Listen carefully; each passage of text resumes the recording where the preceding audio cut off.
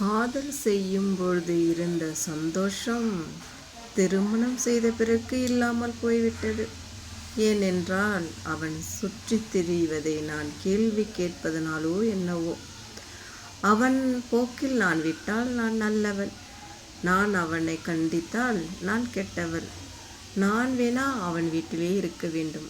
ஆனால் அவன் சுற்றித் திரிவதை கேள்வி கேட்பது அவனுக்கு என்னை பிடிக்கவே இல்லை.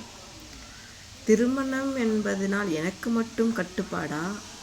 அவனுக்கு என்ன ஆனது?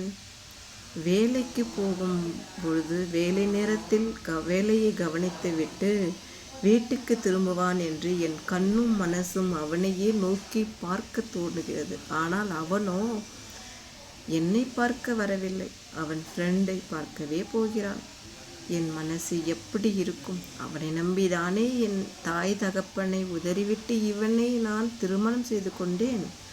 ஆனால் அவன் என்னவோ என்னை உதறுகிறான். திருமணம் பண்ண ஒரு விஷயம்தான் என்னை ரொம்ப பாதித்து விட்டது.